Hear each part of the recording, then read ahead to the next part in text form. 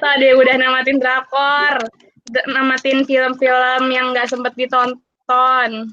Namatin game. Gimana nih? Iya, namatin game. Udah tamatin drakor. Drakornya apa? Nonton ini nih, World of Married Couple. Oh my god. Kelas nggak tuh? Aku nonton sih tapi di Trans TV biar gratis. Iya, betul. Sekarang dia keluarin juga ya di situ ya, Laura ya? Iya. Keren. Iya, betul, bagus. Aku juga kayak mau nonton ulang lagi sih di situ. Loh, Iya. Belum puas ya, ampun ya. belum puas. Terus mungkin ada saran drakor lainnya mungkin nih dari teman-teman di sini, atau drama bule juga aku nggak apa-apa sih. Hospital Playlist seru banget. Seru banget. Iya tuh aku kemarin lagi lihat La Casa de Papel. Money Heist.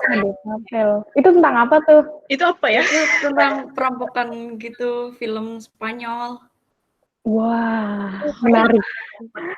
Aku langsung cari ya. Apa tadi namanya? Boleh tulis di kolom chat. Nah, Oh, boleh banget. Boleh banget. teman-teman di sini yang lain nih, kalau ternyata kalian lagi nonton yang lain, tulisin juga dong buat saran-saran nih. Misalkan nonton YouTube channel apa gitu, itu juga boleh nih. Rekomenin dong di sini biar nggak bosen, betul kan? Aku mau rekomen. Apa? Pop Sugar Kak, itu Zumba Kak, asik banget. Wah, Mika. Itu apa tuh? Pop Sugar. Casually explain tuh tentang apa? Menjelaskan secara kasual. Ya Allah. itu emang cuma dia channel YouTube-nya cuma ngejelasin doang. Udah itu doang. Jelasin misteri-misteri gitu. Apa? Kayaknya lebih mudah untuk dijelaskan kalau search sendiri. Nonton langsung ya. Kayak lagi promosi ya. Yoi. Brand ambassador. Paganini itu apa, Nora? Paganini.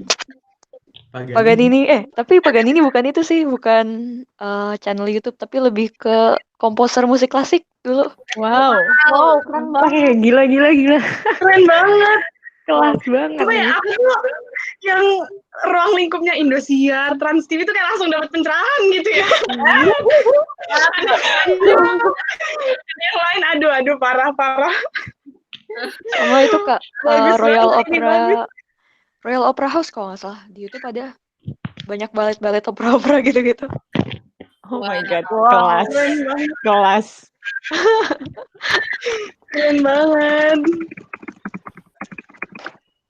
Ini berarti Nora anaknya klasik banget gitu. Segera Iya, bertobat. musik klasik enak banget kayak.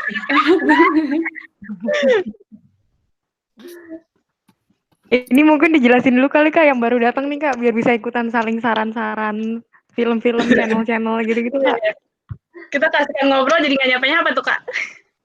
Halo teman-teman yang baru join, selamat siang. Semoga kalian sudah sadar sepenuhnya dari boba-boba cantik hari ini ya. Dan semoga belum lapar, masih bersemangat. Jadi kita nanti mulainya jam 1.15 nih, karena masih nunggu yang lain. Nah, sambil nunggu kita lagi ngobrol-ngobrol cantik dulu, lagi sharing-sharing, apa yang dilakukan selama karantina. Tapi ini lagi spesifik ngomongin tontonan. Ya, kalian kalau ada yang mau share channel YouTube, drakor, film dari Jerman, Spanyol, Rusia, boleh banget langsung ditulis ya, supaya seperti saya yang hanya di Indosiar, Trans TV aja. Oke, langsung aja. Oh iya Kak, kalau misalnya sambil nunggu gini, mungkin teman-teman juga bisa nih, kalau misalnya ada pertanyaan, langsung tanya di Instagram kita. Kalau mau tanya lewat anonimus bisa langsung tanya, kita udah buka kolom pertanyaan. Oke teman-teman, tapi kalau misalnya nanti selama presentasi juga kalian bisa tanya sih di Instagramnya, atau nanti juga buka sesi pertanyaan ya. Kalau mau ngasih pertanyaan di mana Kak? Kalau mau anonimus lewat Instagram, Tapi kalau misalkan berkenan buat share bareng-bareng di sini, nanti ada sesi pertanyaannya di akhir. Oke. Oke. Instagramnya apa, Kak? Itu udah ngetik. Oke. Bentar ya.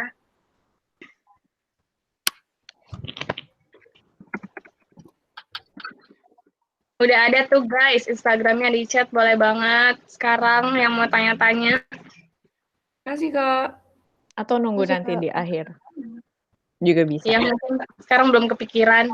Mungkin sekarang masih dipenuhi dengan film-film, nggak apa-apa, dikeluarin aja. Biar nanti bisa menjadi pertanyaan. Di sini ada yang tahu Coraline nggak? Apa? Coraline tuh film bukan sih? Yang Yang ini yang pelukan. Tahu-tahu yang kartun gitu kan? Iya, yang matanya matanya kancing. Yang matanya serem. Ah iya. Ah itu. Horor banget. Itu Coraline ya guys, bukan Corona. Trauma sampai sekarang. Akalnya bisa aja. Film lama kan itu Corona. Coraline. Corona terus baru. Kemakan omongan sendiri. Ini ada yang Tapi baru join Caroline lagi. itu plotnya bagus banget nggak sih ibunya ternyata yang Aku lupa lagi. waduh spoiler. Sorry, guys. Tidak boleh spoiler guys di sini guys. Maafkan guys.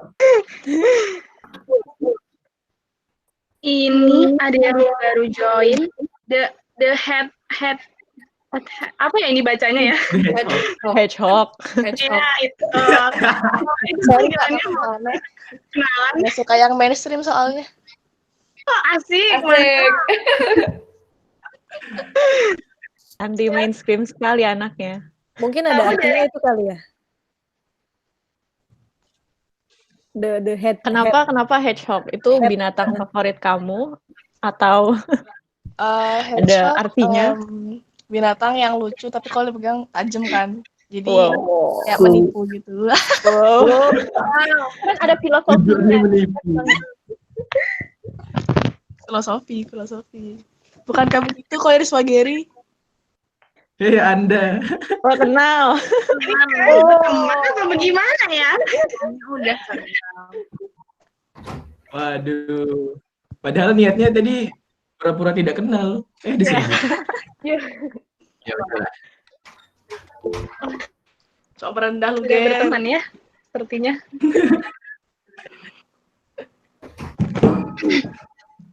Itu kalau Iris Wageri fuckboy Kak, hati-hati. Ya Allah. Astaga. Siapa? Sakit ya. Anda jangan menyebar rumor-rumor. Pacarnya banyak Kak. Jangan mau Kak.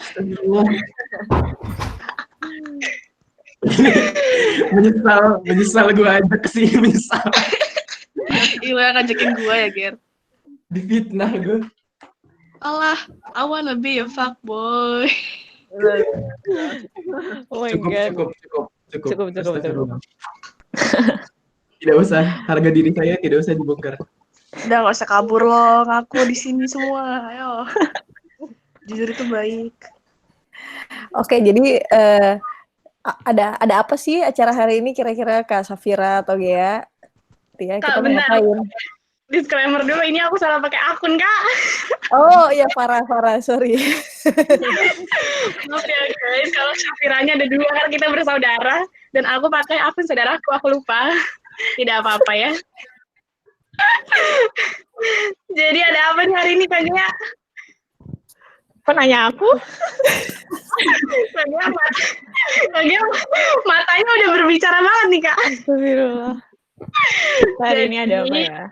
Apa? Jadi guys, hari ini kita mau sharing-sharing aja tentang gimana sih biar bisa menjaga kesehatan mental kita selama pandemi ini. Soalnya kan banyak banget yang nggak enak kan, terus beritanya juga kayaknya masih nggak enak juga gitu. Kita juga nggak tahu sampai kapan. Tadi juga ada yang udah bosen, walaupun ada juga yang malah masih menikmati gitu ya. Cuma kan tetap aja mungkin ada yang udah mulai kendor nih semangatnya. Nah, hari ini kita mau sharing-sharing supaya tetap sehat mental, tetap termotivasi, dan tetap produktif. Ini ada yang baru join. Halo Mbak Ani. Aduh, kok jadi serak ya? Minum. Minumnya Nggak boleh. masih beberapa jam lagi. Halo, oke. Jadi lanjut aja Kak Gea, gimana? Lah, aku lagi.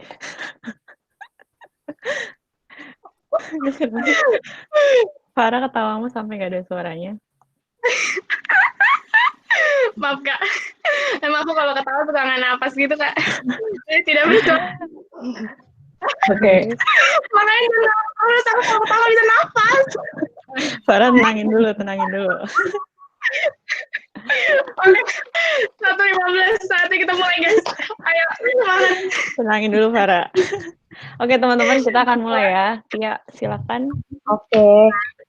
Mungkin PPT ditampilin dulu kali ya. Ya. Oke, sebentar. Oke.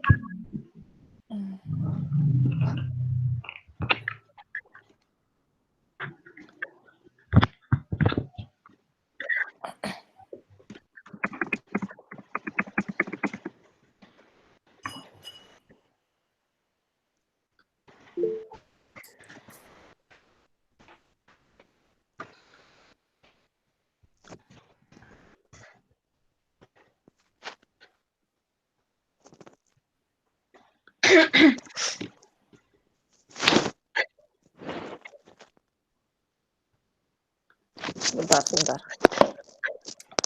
Si Koir udah di mute. Pantesan dia nggak bacain chat aku.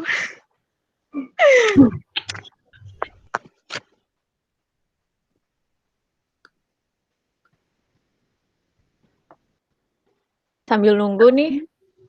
Oke, udah deh. Gak jadi nunggu. Oke, selamat siang nih teman-teman. Sebelumnya aku mau ngucapin makasih dulu nih buat kalian karena siang-siang gini dan puasa-puasa kayak gini kalian masih tetap semangat nih untuk dengerin kita, terus datang juga ke webinar kita kayak gitu. Terus sebelumnya kita dari tim mahasiswa relawan Psychological First Aid. Nah, Psychological First Aid itu apa sih? Psychological First Aid itu semacam P3K, cuma di bidang kesehatan mental. Kalau P3K di kesehatan fisik, ini lebih ke kesehatan mental, kayak gitu. Lalu, kita ada di bawah kelompok riset kesehatan mental komunitas Fakultas Psikologi UI. Hari ini kita mau sharing-sharing nih sama teman-teman, seperti yang udah dijelasin tadi sama Farah, kita mau sharing gimana caranya kita memperkuat diri kita melawan pandemi COVID-19. Nah, itu juga nantinya akan terkait sama kesehatan mental kita semua ya. Ya, teman-teman. Oke. Sebelumnya kita mau perkenalin diri dulu nih. Aku Tia. Terus ada teman-teman aku yang lain juga yang nanti akan presentasi. Yang pertama ada Kak Farah tadi yang jadi MC. Halo Kak Farah. Hai. Lalu ada Kak Gea.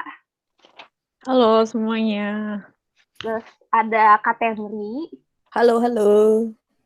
Terus ada juga Kak Nadira. Halo semua. Oke, terus di sini juga ada teman-teman tim PFA lainnya juga yang nggak bisa aku sebutin satu-satu. Terus selain itu ada psikolog kita juga, ada Mbak Shirley, Mbak Fitri, sama Mbak Ani.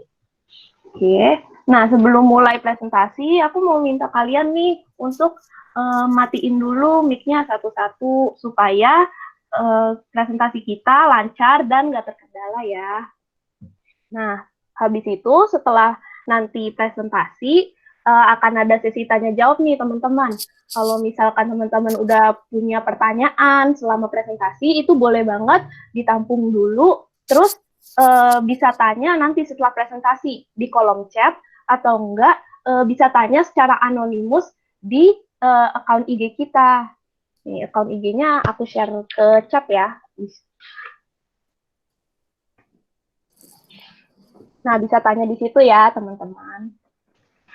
Oke, kalau gitu bisa dimulai, Kak, presentasinya. Oke, next, Kak. Nah, teman-teman, aku mau tanya dulu nih ke teman-teman yang ada di webinar ini. Selama periode di rumah aja, pernah nggak sih teman-teman mengalami hal-hal yang ada di gambar ini? atau mungkin ada hal-hal lain yang terjadi, bisa coba diceritain di kolom chat-nya. Aku personally, udah pernah nih ngalamin semua hal yang ada di sini, terutama, bagian males ngapa-ngapain. Mungkin teman-teman ada juga nggak yang sering kayak gitu? Pengennya tuh rebahan aja, padahal, tugasnya banyak banget, terus ya kan?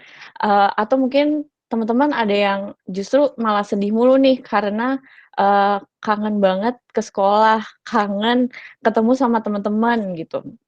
Terus jadi, apa namanya, jadi karena sedih terus jadi makin males lagi ngerjain tugasnya, ya nggak sih? Nah, iya, tuh ada juga yang lebih sensitif kan, ada yang malah jadi sering nangis dan marah-marah. Jadi galau-galau ya, cie, anak remaja galau-galau. Enggak, aku juga suka galau-galau, tenang aja. Terus, oke, ada juga yang males dan saking gabutnya akhirnya bosen dan males, iya. Dan banyak banget reaksi sebenarnya yang bisa terjadi gitu. Next, Kak. Makasih ya teman-teman udah pada sharing. Oke, maraton tidur. Maraton tidur hibernasi ya. Makasih teman-teman udah pada sharing. Jadi dari jawaban teman-teman tadi, kita bisa ngelihat kalau banyak banget hal yang bisa terjadi dalam diri kita gitu. Dan berbeda-beda nih di setiap orang. Dan perlu teman-teman ketahui kalau ini tuh wajar loh terjadi. Setiap orang bisa bereaksi secara berbeda terhadap COVID ini. Misalnya, ada yang mungkin takut karena mungkin tetangganya tuh ada yang udah positif COVID, atau ada yang panik karena tiba-tiba PR-nya jadi numpuk gitu, atau ada juga yang sedih karena nggak bisa ketemu teman-teman, atau mungkin ada yang cemas karena orang tuanya masih harus keluar rumah, atau ada yang bingung karena mikirin, "Kapan sih ini selesai?" Terus harus percaya berita yang mana gitu kan. Nah gitu. Next, Kak. Terus, jadi dari tadi kan aku ngomongin, reaksi-reaksi tuh yang terjadi dalam diri kita kan. Nah mungkin teman-teman bisa lihat juga sebenarnya reaksi-reaksi itu juga terjadi loh di orang-orang terdekat kita, kayak di orang tua kita, atau mungkin di adik dan kakak kita, atau di teman-teman kita, gitu, atau mungkin di guru kita. Teman-teman mungkin ada yang punya pengalaman yang mirip-mirip dengan, reaksi-reaksi ini, atau mungkin ada yang mamahnya jadi lebih sering marah-marah, atau teman-teman malah jadi lebih sering dimarahin karena, apa ya, karena nggak ngapa-ngapain gitu di rumah. Terus mungkin ada juga iya kan? Mungkin ada juga teman kalian tuh kelihatannya jadi malah sedih banget, sedih terus sampai nggak bales chat gitu, bisa jadi. Atau mungkin karena mereka bosen, mereka akan ngajak kalian ngobrol terus, gitu. Nah, nih Laura papahnya malah jadi sering beli masker dan alat-alat lain buat ngelindungin keluarga. Jadi protektif banget ya. Jadi ya cemas tapi malah jadi baik gitu, jadi lebih protektif ke keluarganya. Diomelin sama mama, iya. Mungkin banget bisa terjadi dan wajar terjadi, kalau orang tua kita jadi mungkin lebih sensitif gitu di, masa-masa kayak gini. Nah, next, Kak. Nah, dari tadi kan aku ngomongin reaksi-reaksi nih. Kenapa sih? Karena ini nih, jadi apa yang terjadi selama di COVID-19 ini, COVID-19 ini, sebenarnya emang bisa memunculkan stres. Nah, dari stres itu juga bisa memunculkan reaksi-reaksi negatif tadi, gitu. Nah, teman-teman pasti udah nggak asing lagi kan sama yang namanya stres, tapi sebenarnya tahu nggak sih stres itu kenapa bisa muncul, gitu.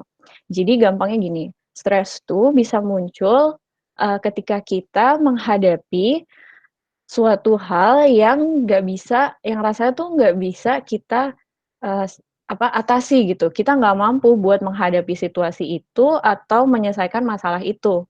Nah, kenapa kita nggak mampu? Karena rasanya ada tuntutan yang jauh lebih besar, rasanya tuh besar banget, jauh lebih besar daripada kemampuan kita untuk menghadapi tuntutan itu, untuk menyelesaikan tuntutan itu, gitu. Contohnya ya, mungkin teman-teman bisa relate kayak gini, Sekarang kan teman-teman lagi pada sekolah di rumah kan, sekolah online gitu. Hal ini bikin kita tuh jadi dikasih banyak banget PR. Semuanya jadi pekerjaan rumah, nggak ada lagi tuh yang namanya pekerjaan sekolah gitu. Jadi kayak, mohon maaf gitu, kenapa jadi numpuk tugasnya gitu kan. Terus kita jadi mikir, emang bisa ya diselesain? Ini baik banget coy gitu kan. Nah, yang sebelumnya nggak pernah numpuk, terus jadi tiba-tiba numpuk kayak gini. Nah, dari tugas-tugas yang numpuk itu muncullah si stres itu, karena kita rasanya nggak bisa ngadepin ini gitu. Nah, itu kurang lebih stres tuh kayak gitu. Nah, sekarang Kak Farah bakal jelasin lagi nih tentang stres yang lebih banyak lagi. Kak Farah. Oke, thank you Kak Gea. Next. Nah, kan tadi teman-teman udah tahu nih apa itu stres. Dan ternyata wajar banget kita ngalamin stres, apalagi saat pandemi kayak gini kan. Nah, mungkin teman-teman jadi ada yang bertanya-tanya nih, Kak, kalau misalnya stres itu wajar atau umum terjadi, jadi stres itu bahaya atau enggak ya, Kak? Nah, jawabannya tergantung. Bisa iya, tapi bisa juga enggak nih. Tergantung sama gimana cara kita melihat sumber stresnya. Jadi, di sini teman-teman bisa lihat ya, ada 2 jenis stres, yang berbahaya atau distress, dan yang tidak berbahaya atau eustress. Nah, distress ini terjadi kalau misalnya teman-teman mandang sumber stresnya itu sebagai sesuatu yang bikin capek aja, yang nyusahin aja, atau bikin burnout, bikin bosen. Misalnya kayak banyak tugas gitu ya, terus akhirnya stres, terus malah sampai sakit. Nah, ini tandanya kita melihat tugas sebagai sesuatu yang menyusahin. Dan seperti yang Kak Gia bilang tadi, bisa jadi kita punya pikiran bahwa tugas-tugas ini tuh nggak bisa kita selesain gitu. Yang akhirnya kita malah dibebani, malah merasa terbebani gitu. Sampai sakit dan akhirnya malah membahayakan diri kita sendiri. Untuk teman-teman yang belum tahu juga, jadi burnout ini jenuh ya, jenuh atau bosen gitu. Nah, ada lagi stres yang nggak berbahaya nih, atau eustress. Ini terjadinya ketika kita itu melihat sumber stresnya sebagai sesuatu yang menantang. Jadi kayak bahan bakar gitu loh, yang bikin kita tuh jadi semangat, terus jadi malah termotivasi. Misalnya, kita mau ngadepin ujian nih, terus bukannya mager-mageran, kita malah jadi semangat belajar. Nah, ini bisa jadi karena kita tuh punya pikiran bahwa oh gue pengen banget nih dapat nilai bagus, dan gue yakin nih gue bisa dapat nilai bagus kalau misalnya gue belajar. Nah, akhirnya respon yang keluar itu yang positif. Jadi, stres ini bahaya atau enggak, tergantung banget ternyata teman-teman, sama pola pikir kita gimana. Next. Nah, kami tekankan lagi ya, bahwa wajar banget kita ngerasain stres. Tapi perlu disadari juga ya, bahwa sebenarnya stres yang kita rasain itu bisa banget loh dipengaruhi sama orang-orang di sekitar kita. Contohnya, ini konteksnya kalau lagi PSBB gini ya, contohnya guru kita nih, mereka harus bikin metode baru, bikin jadwal baru, belajar teknologi baru. Nah, kan bisa banget tuh ya akhirnya guru-guru kita stres. Ketika ngajar pun, ketika kita nanya, mereka mungkin jadi lebih sensitif, jadi lebih sering marah, terus akhirnya kita sebagai siswa jadi kagak nangkep dah tuh apa yang diomongin. Nah, guru stres itu dan bertingkah laku seperti itu akhirnya mempengaruhi kita juga, kita jadi ikutan stres. Atau mungkin teman-teman mungkin ada yang relate, karena aku sendiri juga relate nih ya. Jadi di rumah lebih sering disuruh-suruh, atau lebih sering diomelin gitu ya, dikit-dikit diomelin. Nah, itu mungkin tanda-tanda orang tua kita itu lagi stres. Mungkin karena ekonomi sekarang kan juga lebih susah, atau harus mikirin kuota yang tiap hari kepake gitu ya, hampir 24 jam. Akhirnya perasaan-perasaan negatif yang dimiliki sama orang tua kita itu bisa aja nular juga ke kita gitu. Akhirnya kita pun juga ikutan stres. Jadi kita stres itu bukan cuma karena masalah kita aja ya teman-teman, tapi bisa banget dipengaruhi oleh orang-orang di sekitar kita. Lanjut. Nah, mungkin kalian jadi nanya lagi nih, Kak, stres datangnya dari mana aja ya, Kak? Apa cuma dari sosial doang? Nah, jawabannya banyak banget. Dan kami udah merangkum jadi 4 kategori besar. Yang pertama, fisik. Bayangin aja kalau misalnya kita lagi sakit. terus jadi ngapa-ngapain susah, yang tugas banyak juga nggak bisa dikerjain. Nah, itu kan jadi stres kan, nggak seenak kita tuh lagi sehat gitu. Atau bisa juga dari akademik nih, teman-teman, yang udah dari tadi dibahas, banyak tugas atau belajar sendiri, apalagi kalau pelajarannya matematika. Nah, bingin banget tuh cuy, diajarin aja belum tentu paham nih ya kita, apalagi belajar sendiri, itu bisa jadi sumber stres juga. Atau mungkin hubungan sosial, jadi terbatas, ketemu teman, jadi nggak bisa nge-mall, nggak bisa jalan, nggak bisa ketawa-ketiwi langsung, akhirnya kita malah bosen dan malah jadi stres juga. Atau bisa juga dari keluarga. Keluarga ini juga bisa loh ternyata jadi sumber stres. Misalnya kita kurang akur sama adik, atau sama kakak, atau yang tadi orang tua jadi sering marah. Nah, akhirnya kita juga merasa nggak enak gitu, ada perasaan negatif, dan akhirnya kita bisa merasakan stres. Jadi stres ini bisa datang dari mana aja ya. Lanjut.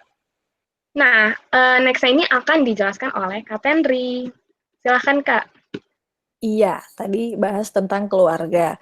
Seringkali juga keluarga melakukan hal-hal yang seperti teman-teman sudah lihat, yaitu keluarga melakukan kekerasan fisik, menyakiti tubuh, hingga menimbulkan luka atau penyakit. Atau juga keluarga melakukan tindakan kekerasan verbal, seperti meremehkan, mengancam, mengabaikan, atau bahkan mempermalukan. Ada juga mungkin yang pernah mengalami dipegang-pegang bagian tubuh, padahal nggak boleh dipegang kan, itu namanya kekerasan seksual. Atau mungkin pernah juga merasa tidak terpenuhi kebutuhan dasarnya. Atau orang tua atau pihak yang mengasuh pergi tanpa kabar dalam waktu yang lama. Itu semua disebut sebagai kekerasan yang mungkin saja dilakukan oleh pihak keluarga. Bagaimana kalau misalnya itu terjadi? Yang paling penting kita cari tempat untuk sembunyi dulu supaya serangan fisiknya tadi bisa dihindari. Bisa bersembunyi di kamar atau tempat-tempat yang dirasa aman.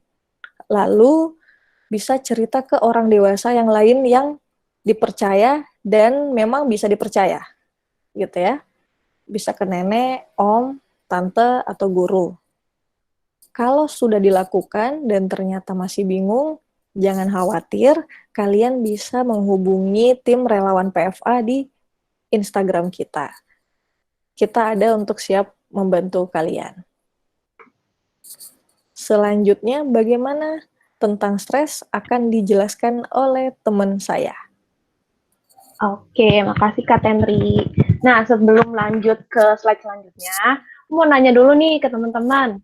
Biasanya kalau teman-teman lagi stres, itu apa sih yang dirasain sama badan kalian?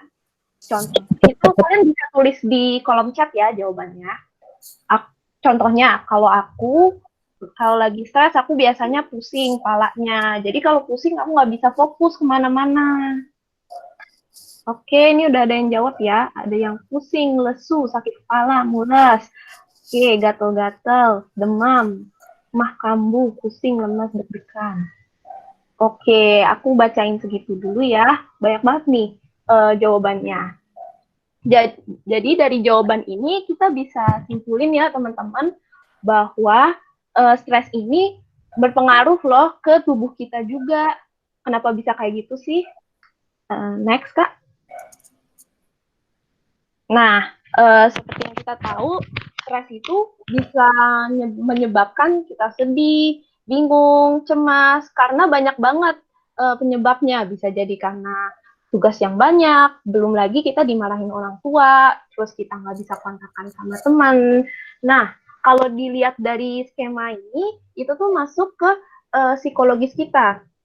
Nah, dari psikologis, itu bisa berpengaruh ke biologis kita. Biologis itu kondisi fisik kita dan tubuh kita. Kita jadi sakit perut, gak mau makan, atau jadi pusing. Itu semuanya wajar banget ya kalau teman-teman rasain ketika stres. Nah, ternyata nggak sampai situ aja nih dampaknya. Tapi bisa juga berdampak ke interaksi teman-teman sama orang lain. Kalau di skema ini namanya sosial. Nah, ketika teman-teman lagi stres, wajar juga kalau teman-teman jadi suka marah-marah sama saudaranya, terus sama keluarga juga jadi marah-marah, jadi lebih sensitif, itu wajar banget ya. Atau teman-teman juga jadi menjaga jarak nih dari orang-orang sekitar kalian. Misalkan teman kalian chat kalian, terus habis itu kalian yang biasanya jawab panjang-panjang, sekarang jawab chat jadi pendek-pendek, terus habis itu jadi jutek. Itu wajar banget ya kalau terjadi sama kalian. Oke, lanjut. Nah, tadi kan udah disebutin nih dampak-dampak stres. Nah, terus gimana sih cara menghadapi stres ini? Lanjut. Nah, untuk mengatasi stres, itu ada 2 cara. Yang pertama, problem focus coping, sama yang kedua, emotion focus coping. Nah, ini bedanya apa sih? Nanti aku jelasin. Lanjut, Kak. Mungkin aku jelasin dari emotion focus coping dulu. Jadi kalau misalkan kalian stres dan pakai teknik emotion focus coping, kalian fokus ke pikiran atau perasaan negatif. Kalian berusaha untuk ngilangin dulu bad mood-nya kalian atau perasaan ngedown-nya kalian, baru kalian menangani masalah kalian. Caranya kayak gimana? Yang pertama, itu kalian bisa melakukan hal-hal yang menyenangkan. Nah, setiap orang tuh punya hal yang menyenangkan beda-beda. Misal, aku suka masak, terus habis itu mungkin ada yang suka gambar, ada yang suka main TikTok, ada yang suka dengerin lagu. Nah, itu harus disesuaikan sama diri kalian sendiri. Lalu yang kedua, kalian bisa juga curhat ke keluarga dan ke teman. Nah, ketika kalian curhat ke keluarga dan ke teman, itu kalian nggak nyimpan masalahnya sendirian. Kalian punya orang yang bisa diajak cerita, bisa diajak diskusi untuk masalah kalian. Jadi kalian nggak ngerasa sendiri nih untuk menghadapi masalah yang kalian punya. Lalu yang ketiga, bisa juga dengan berdoa dan beribadah. Nah, bagi beberapa orang, berdoa dan beribadah itu punya bisa membuat mereka lebih tenang, lebih rileks. Yang tadinya mungkin panik-panik atau stres, itu karena berdoa dan beribadah jadi lebih tenang. Lalu yang keempat, bisa juga dengan olahraga. Nah, untuk olahraga itu nggak perlu yang berat-berat ya teman-teman, kayak lari-lari atau angkat beban, itu nggak perlu kayak gitu.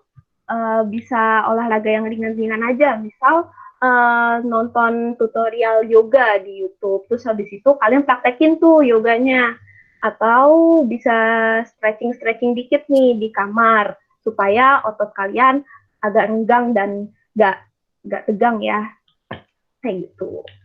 Lalu yang kedua itu ada problem focus coping. Kalau problem focus coping itu fokus langsung ke penyebab masalah kalian. Ketika menghadapi masalah, kalian langsung menghadapi masalah itu dan langsung menyelesaikan masalahnya. Beda sama emotion focus coping yang fokusnya ke pikiran dan perasaan negatif dulu. Lalu caranya gimana ya? Nah, ini supaya mudah, aku langsung kasih contohnya dulu. Langsung kasih contohnya aja. Jadi yang pertama itu cari tahu penyebab masalah kalian terlebih dahulu. Misal, kalian takut ujian. Kalian perlu tahu nih, kalian takutnya kenapa? Apakah kalian takut dapat nilai jelek, atau kalian takut dimarahin mama, atau takut gak bisa menguasai pelajaran. Nah, perlu dicari tahu dulu ya penyebabnya. Lalu, yang kedua, kalian bisa cari tahu cara dan atur rencana untuk menyelesaikan masalah kalian. Misal kalian udah tahu nih, kalian takut ujian karena takut dapat nilai jelek. Oke, jadi rencananya adalah kalian bisa nyicil belajar ujian seminggu sebelumnya. Jangan SKS, karena kalau kalian belajar seminggu sebelumnya, kalian punya waktu lebih banyak untuk nyiapin diri buat ujian. Bisa belajar dulu dan menguasai materinya. Lalu yang ketiga, bisa bikin skala prioritas. Skala prioritas ini bisa berdasarkan banyak hal ya. Misal berdasarkan deadline. Misal kalian punya 3 ujian. Satu ujiannya deadline-nya besok, satunya lusa, satunya 3 hari lagi. Kalian bisa belajar ujian itu buat yang deadline-nya besok, terus baru yang lusa, baru yang 3 hari lagi. Kayak gitu. atau bisa berdasarkan susah atau enggaknya ujian kalian. Misal kalian ada ujian biologi, matematika, fisika. Nah, menurut kalian biologi itu yang paling gampang, terus fisika yang paling susah. Nah, kalian bisa belajar dulu nih biologi dulu, terus habis itu baru fisika, kayak gitu. Dan kalau memang perlu, kalian bisa juga ubah tingkah laku kalian, kebiasaan atau sikap kalian. Yang tadinya kalian belajar ujian males, mager, terus habis itu belajarnya SKS. Nah, kalian bisa ubah nih tingkah laku kalian, jadi nggak males-malesan lagi. Terus habis itu belajarnya dicicil sebelum ujian. Nah, kayak gitu. Terus perlu diingat juga nih, problem focus coping dan emotion focus coping, keduanya perlu diseimbangkan. Karena masalah perlu diselesaikan, tapi perasaan juga perlu enak dan nyaman dahulu agar bisa menghadapi masalah dengan maksimal. Kalau kalian terlalu fokus sama problem focus coping nih, misalkan, kalian terlalu fokus untuk pengen nyelesain masalahnya cepet-cepet, tapi kalian nggak mempedulikan perasaan kalian sendiri. Nah, itu tuh bisa aja kalian nantinya malah tambah stres, malah tambah cemas, dan akhirnya bisa berdampak ke hal-hal lain yang lebih parah. Atau kalian lebih fokus ke emotion focus coping. Kalian lebih fokus ke perasaan kalian, ke pikiran kalian aja, tanpa mempedulikan masalah kalian. Nah, itu juga salah, karena nantinya masalah-masalah kalian akan tetap berlanjut dan nggak selesai-selesai, teman-teman. Jadi, harus diimbangi ya keduanya ini. Oke, selanjutnya akan dijelaskan sama teman aku, Nadira. Terima kasih, Kak Tia. Nah, teman-teman, tadi kan kita udah tahu nih apa aja reaksi normal yang bisa terjadi di situasi kayak gini. Terus ternyata reaksi-reaksi itu bisa bikin stres, terus juga gimana sih cara ngadepinnya.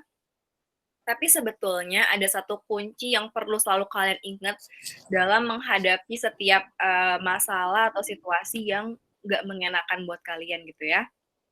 Kalau aku sendiri tuh nyebutnya ini sebagai mantra sih. Jadi kita harus ingat bahwa sebetulnya ada hal yang bisa kita ubah, tapi sebetulnya ada juga yang hanya bisa kita terima. Gimana tuh, Kak, maksudnya? Boleh di next, Kak.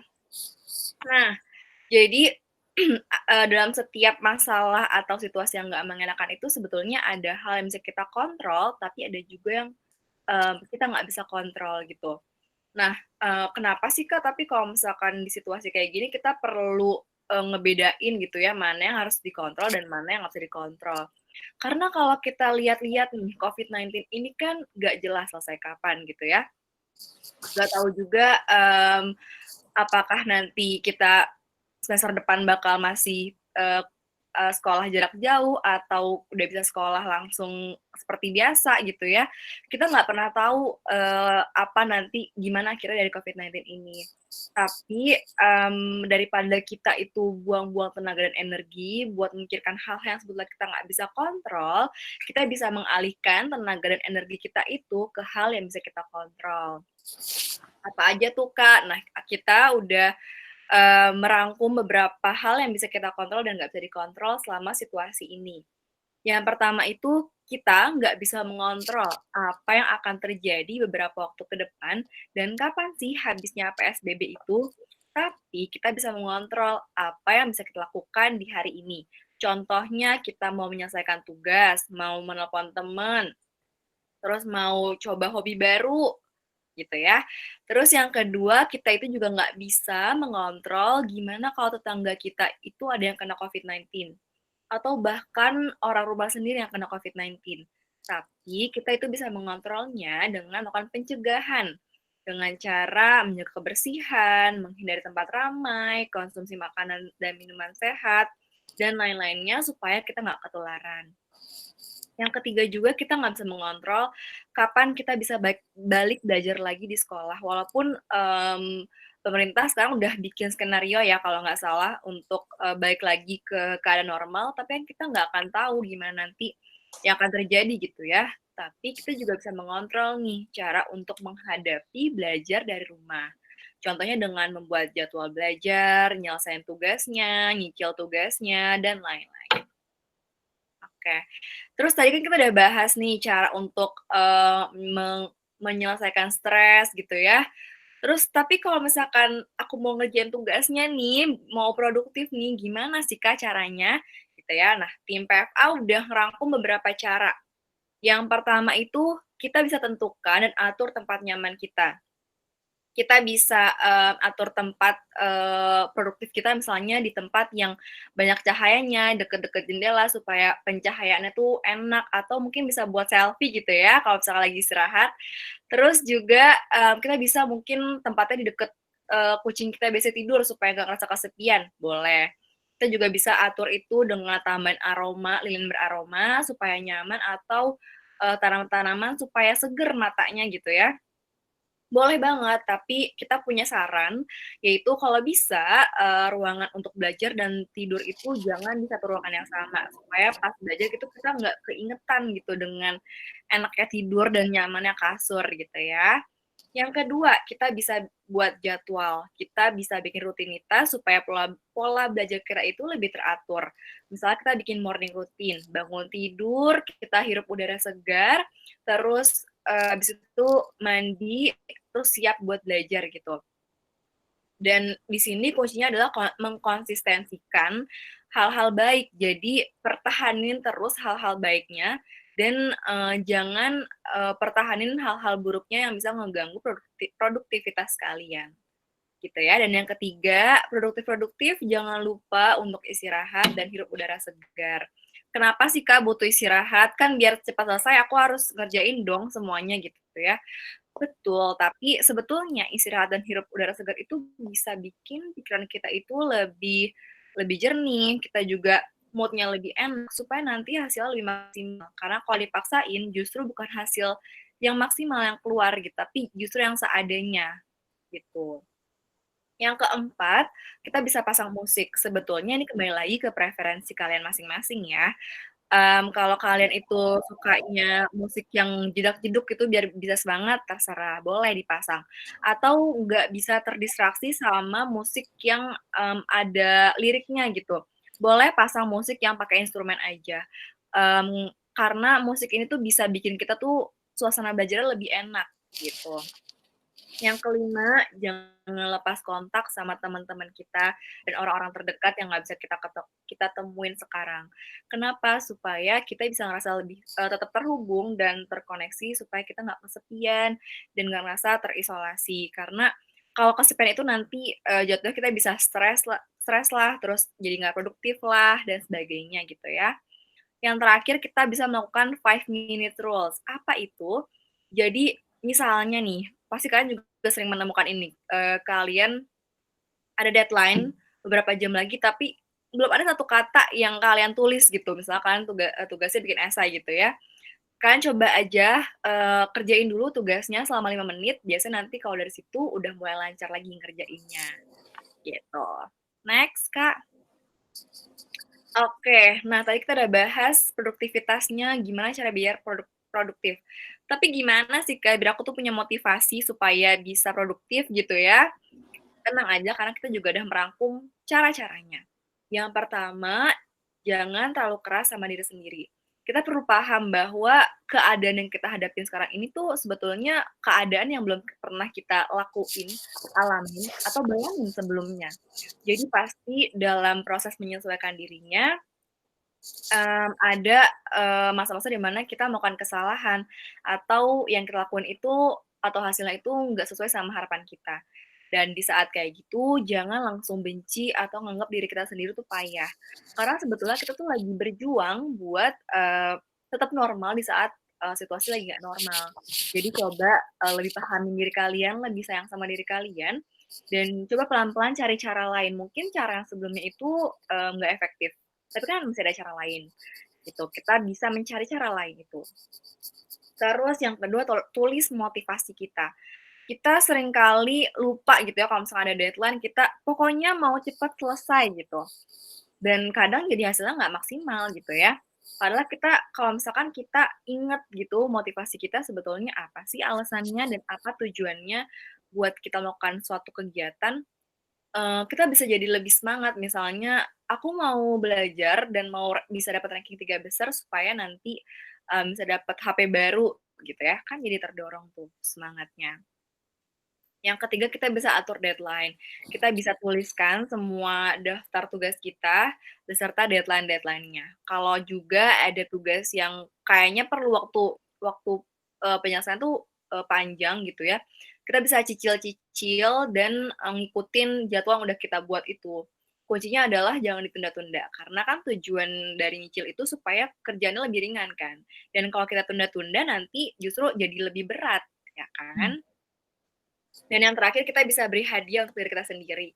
Gak perlu ribet-ribet gitu ya, kita bisa mengapresiasi diri kita ini yang udah berjuang dengan sekedar pupuk diri kita sendiri, bilang kamu hebat, atau peluk diri sendiri gitu ya. Atau kalau misalkan mau modal dikit boleh, habis ngerjain 5 tugas langsung check out Shopee-nya, terserah silahkan. Atau kalau misalkan mau nyegerin mata dulu nih, kalian mau lihat K-pop idol kalian, mau lihat BTS, NCT, Day6 gitu ya, you name it, terserah. Tapi yang penting jangan terlalu berlebihan dan tetap seimbang dengan apa yang udah kalian lakukan. Gitu. Next. Nah, kalau misalkan kalian udah coba beberapa cara yang kita kasih tahu, terus juga tapi tetap ngerasa kayaknya aku nggak bisa deh ngatasin ini sendiri. Nggak apa-apa untuk ngerasain kayak gitu. Dan kalian perlu tahu bahwa kalian tuh punya hak dan sangat boleh untuk cari bantuan. Coba kalian hubungin orang-orang terdekat kalian dan orang-orang yang kalian percaya. Siapa aja sih itu, kalian bisa hubungin saudara kalian, teman kalian, bisa curhat ke orang tua kalian, ataupun guru kalian. Terus gimana Kak? Nah, gimana kalau misalkan merasanya belum puas atau mau cerita ke orang yang kayaknya punya pandangan lebih objektif gitu ya, karena belum kenal kita sebelumnya, kalian bisa banget hubungin kita di Instagram kita @fpsiui for Indonesia dan emailnya tertera di situ atau WA SMS ke nomornya Fahmi. Gitu ya. Mungkin sekian sharing dari kita hari ini. Selanjutnya aku serahkan ke moderator. Silakan. Oke, terima kasih ya kakak-kakak semuanya udah sharing dikit tentang gimana cara menjaga kesehatan mental demi melawan pandemi COVID-19 ini. Nah, sekarang teman-teman kita akan masuk sesi tanya jawab, sesi sharing-sharing. Teman-teman kalau mau nanya bisa langsung tulis di chatnya, di kolom chat pakai hashtag tanya gitu. Nanti kita akan sebut nama teman-teman, lalu teman-teman bisa nyalain mic atau mau nyalain video juga boleh. Nah, tapi atau kalau teman-teman yang nggak mau kayak gitu juga nggak apa-apa, kalian bisa langsung tulis pertanyaannya di kolom chat. Atau mungkin ada yang mau nanya tapi secara anonimus biar identitasnya tidak diketahui, itu nggak apa-apa juga. Bisa langsung buka Instagram kita ini dan buka IG story-nya dan nanya langsung di situ. Nanti kita akan bahas di webinar ini. Nah, oke sebentar ya, ada yang udah nanya nih. Nanti kita akan bagi per sesi. Satu sesinya kita akan coba jawab 3 pertanyaan gitu, oke? Nah, untuk sesi yang pertama ini udah ada pertanyaan dari Krisye. Nah, tapi sebelumnya kita udah dapat pertanyaan nih, satu dari Instagram. Ya, bentar aku cek dulu. Aku cek dulu pertanyaannya. Nih, aku tulis di komen ya. Apakah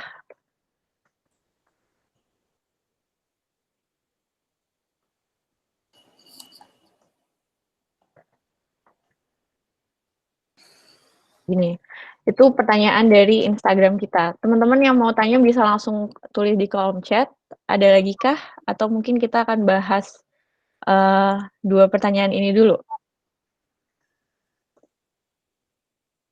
Gimana? Boleh. Kita bahas 2 pertanyaan ini dulu ya. Pertanyaan dari Boleh, boleh. Instagram sama dari Krisye. pertama kita bahas dari Instagram dulu ya. Kakak ada yang mau coba jawab? Halo, aku mau coba jawab ya pertanyaan dari Instagram. Apakah wajar kalau kita merasa takut nanti skill sosial akan berkurang sesuai pandemi? Jawabannya menurut aku itu wajar karena waktu pandemi kita kan semua di rumah terus habis itu jarang kontak sama orang-orang luar, jadi kita kontakkan sama orang-orang yang ada di dalam rumah kita aja. Nah, ketika selesai pandemi, kita tentunya butuh penyesuaian lagi nih untuk komunikasi ke orang lain. Nah, menurut aku itu wajar kalau misalkan kalian ngerasa skill sosial kalian berkurang. Atau gini sih, ibaratnya kayak sepeda sih. Misalkan kalian udah bisa naik sepeda nih, terus kalian nggak naik sepeda itu selama setahun atau 2 tahun, terus tiba-tiba kalian mau naik sepeda lagi nih setelah 2 tahun kalian nggak naik sepeda lagi. Nah, itu kan kalian tetap bisa naik sepedanya kan. Nah, sama aja kayak skill sosial yang kita punya. Nanti lama-lama kalian bisa komunikasi sama orang lain sendiri kok gitu. Setelah kalian udah bisa menyesuaikan diri. Ya, semoga pertanyaan yang dari IG terjawab ya. Oke, terima kasih Kak Tia. Terus selanjutnya untuk pertanyaan dari Krisye, Kak, gimana sih cara ampuh ngilangin pemikiran negatif yang sering datang muncul di kepala? Mungkin ada yang mau jawab? Aku mau coba jawab. Jadi tadi kan kita udah bahas ya di sharing tadi bahwa kita itu sebetulnya punya kontrol atas diri kita dan kita bisa melakukan bisa mengontrol hal-hal yang bisa kita ambil kendali gitu. Salah satunya dengan mengatur pikiran kita ini nih. Kalau misalnya kita terlalu dipenuhi sama pikiran negatif gitu ya, kita harus sadar bahwa kita punya kemampuan buat mengendalikan pikiran itu.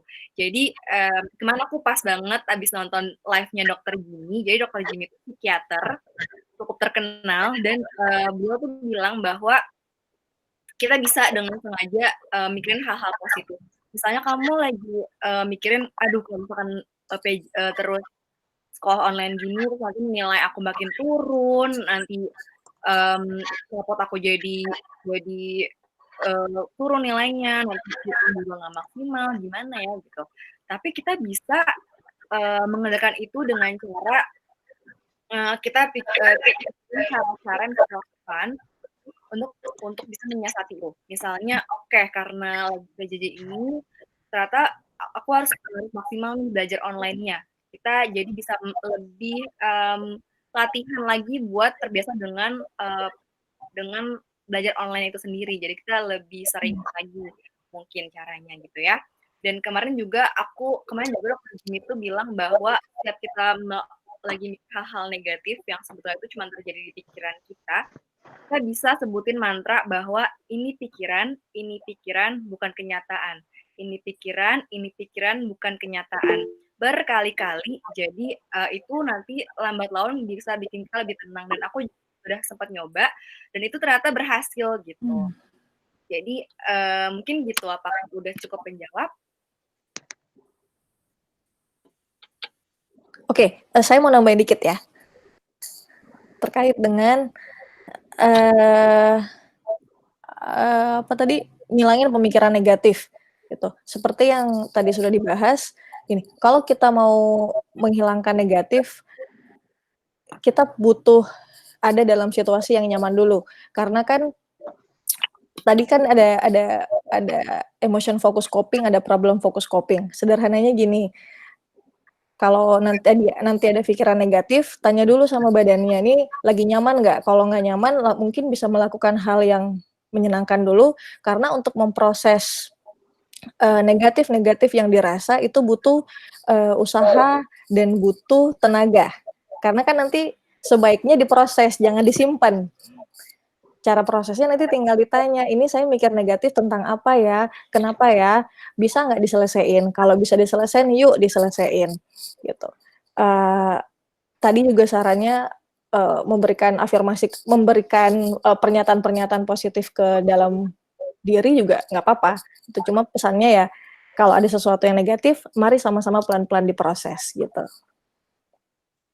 Prosesnya gimana, Kak? Itu tadi, kan ada yang emotion, ada yang problem fokus, gitu ya. Ada yang langsung ngatasin masalah, ada yang langsung kita seneng-seneng dulu supaya bisa ngatasin masalahnya. Kurang lebih gitu. Oke, terima kasih Kak. Semoga menjawab ya. Nah, Iya. ini yang berikutnya tentang Oke. insecure ya? Berikutnya kita ada pertanyaan ada 3, dari Laura, dari Embun, sama dari Raudatul. Yang pertama, tentang insecure ya. Kak, insecure itu apa sih? Apa itu penyakit mental juga? Terus gimana cara nenangin orang yang insecure itu tadi gitu. Oke, aku mau coba jawab kali ya untuk tentang insecure. Nah, jadi teman-teman, insecure ini sebenarnya tuh bukan penyakit juga gitu, bukan penyakit yang berat gitu. Tapi, insecure ini memang sebuah masalah yang bisa ditemukan pada seseorang gitu. Nah, insecure ini kurang lebih ketika kita tuh merasa nggak percaya gitu kan sama diri kita sendiri. Kita merasa bahwa kok kita kurang banget ya, kita kurang banget sama dari orang lain gitu. Nah, gini, dan gimana sih cara buat nenangin dan menghilangkan pikiran-pikiran itu. Nah, kalau dari aku sendiri dan dari teman-teman aku, menurut kami, jadi gini, kita perlu punya pikiran bahwa setiap orang tuh punya kekurangan dan kelebihannya, gitu kan. Nah, dan, kita tuh kekurangan yang kita miliki dan kelebihan yang kita miliki tuh pasti akan berbeda kan di setiap orang. Dan dari situ, misalnya contohnya untuk mengatasi insecurity yang kita punya, mungkin kita akan lebih baik nggak harus disembunyiin juga, mungkin kita akan lebih baik kalau misalnya kita kurang tuh dalam kita merasa kalau, kok awkward banget ya kalau lagi ngobrol sama orang gitu. Nah dari situ, kita bisa karena kita udah tahu kekurangan kita apa, kita bisa cari cara, belajar lagi gimana caranya untuk, melatih skill-skill, kemampuan-kemampuan kita untuk bersosialisasi, gitu. Kurang lebih kayak gitu teman-teman, ada yang mau nambahin lagi nggak? Iya. Insecure itu kita merasa nggak aman atau kadang-kadang muncul ketika kita sudah membandingkan diri kita dengan orang lain biasanya, gitu. Atau, ada sesuatu yang ingin kita lakukan tapi kita nggak bisa lakuin, gitu. Terus kita jadi ngerasa, kurang percaya diri mungkin, jadinya gitu. Itu juga bisa jadi salah satu hal sih, yang mempengaruhi, kita merasa insecure. Mungkin kalau remaja tuh lebih ke gini kali ya, punya pacar, tapi terus pacarnya masih berkontak-kontakan dengan mantannya, sementara mantannya jadi lebih cantik, kemudian mencoba membandingkan dirinya dengan mantannya, terus bilang, "Kok gue insecure?" gitu. Mungkin kayak gitu. Jadi bener kata Kak Gea, percaya diri, tumbuhkan hal-hal positif dalam diri, lihat bahwa kamu juga berharga, lihat bahwa kamu juga punya sesuatu yang bisa, positif untuk dirimu sendiri. Gitu, Oh ya, mungkin aku mau tambahin sedikit lagi kali ya. Ya. Jadi kalau mungkin teman-teman bisa relate juga kalau misalnya insecure tuh kita bisa merasa insecure ketika kita melihat orang lain punya prestasi atau istilahnya mempamerkan prestasi mereka di media sosial gitu. Dan ketika teman-teman sadar nih, kok setiap teman-teman aku ada yang ngepost, aku selalu ngerasa sedih atau apa gitu. Itu teman-teman bisa banget, karena teman-teman udah sadar, teman-teman bisa banget mulai membatasi nih, kira-kira kapan aja sih mau buka Instagram misalnya kayak gitu, atau orang-orang seperti apa yang teman-teman lebih pilih untuk di-follow gitu. Jadi teman-teman bisa mengontrol hal itu di dalam diri teman-teman gitu. Itu kurang lebih. Oke, pertanyaan selanjutnya, Tadi Mana yang nih? nanya tentang insecure gimana? Oh Aman? iya, Laura gimana? Insecure? Oh, oke. Tentang insecure Insecure udah. sama fisik. Oh, dia nanya lagi. Oke, insecure sama fisik gimana ya? Mungkin teman-teman bisa relate juga ya. Aku personally juga pernah merasakan hal-hal ini, misalnya insecure secara fisik gitu ya. Nah, mungkin kekurangan kita ada di fisik, ngerasanya kayak gitu. Tapi kalau misalnya teman-teman bisa tanya ke teman-teman yang lain, teman-teman bisa loh nanya, yang bagus dari gue apa sih? Itu mungkin pertanyaan yang aneh dan nggak biasa untuk ditanyakan. Tapi teman-teman kalian tuh sebenarnya bisa aja loh dengan jawab itu teman-teman kalian tuh jadi bisa memberikan kalian dukungan yang secara implisit tuh, oke, gue jadi pede sama diri gue sendiri. Ternyata fisik gue mungkin gak secantik orang lain, tapi gue pinter nyanyi kok, matematika gue pinter kok, gue ranking 1 mulu gitu, misalnya kayak gitu. Tuh, jadi ada kelebihan dan kekurangan di setiap orang pasti tuh ada. Itu. Setuju. Oke, kita jawab yang lain ya. Ada pertanyaan dari Embun nih, gimana caranya ngasih tahu orang tua kita kalau kita tuh sebenarnya lagi ngerjain tugas? Karena sering banget nih dimarah-marahin karena nggak bantu kerjaan rumah, padahal kita lagi ngerjain tugas gitu. Ada yang mau coba jawab? Aku boleh kali ya Kak coba jawab pertanyaan Embun. Oke. Jadi makasih banget nih Embun buat pertanyaannya, karena ini kayaknya banyak banget yang juga ngerasain kayak gini ya, soalnya termasuk aku juga kayak gitu. Nah, ini menurutku bisa terjadi karena orang tua kita mungkin belum tahu nih kita tuh ngapain gitu. Belum paham sebenarnya kegiatan kita selama di rumah itu ngapain aja. Nah, jadi bisa banget kita coba jelasin ke mereka pelan-pelan, baik-baik gitu. Kalau, Pak, Ma, hari ini aku tuh ada jadwal ini, ada jadwal itu gitu. Soalnya aku juga kayak gitu kan. Dan belakangan ini hampir tiap hari itu aku selalu ngabarin gitu ke orang rumah aku kalau aku nanti Farah ada ini ya jam 9 ada kelas gitu. Nanti kalau misalnya mau dibantuin masak nanti jam segini baru Farah kosongnya gitu. Jadi dikasih tahu sebenarnya kalau kita itu nggak main-main aja gitu. Soalnya kan dengan main gadget itu kan yang lihat layarnya kita doang gitu ya. Apalagi di kamar. Orang tua nggak bisa lihat layarnya juga dan nggak mungkin ngecekin kita terus di kamar gitu kan. Jadi mungkin bisa dikasih tahu baik-baik, dikasih jadwalnya. Bahkan kalau misalnya agak susah gitu ya diajak ngomong, tulis aja juga nggak apa-apa. Nih jadwal aku selama seminggu ini gitu. Jadi biar orang tua itu juga ngerti kalau misalnya kegiatan kita itu apa, dan mungkin kalau mau minta tolong kita juga memperhatikan waktu-waktu kosong yang kita punya gitu. Gimana kakak-kakak, ada yang mau menambahkan? Atau Embun sudah terjawab atau masih ada yang mau ditanyakan? Oke, cukup katanya. Oke. Thank you juga Embun pertanyaannya. Lanjut Kak. Oke, kita jawab yang di chat dulu ya. Ada lagi. Kak, aku tuh suka overthinking. Kayak pikiran aku tuh suka meluas kemana-mana. Dan kadang di pikiran aku berganti topiknya tuh cepet. Gini, kadang di pikiran aku berganti topiknya tuh cepet banget, Kak. Menurut kakak wajar nggak? Dan untuk mengatasi gimana ya caranya? Mungkin ini nyambung sama yang pertanyaan Marcella nggak sih, Kak Gia? Mana? Sebentar. Bisa. Overthinking dan juga mikirin tentang omongan orang lain gitu ya. Yang overthinkingnya juga mungkin bisa hadir gara-gara ada omongan orang lain. Gitu. Ada yang teman-teman ada yang mau jawab?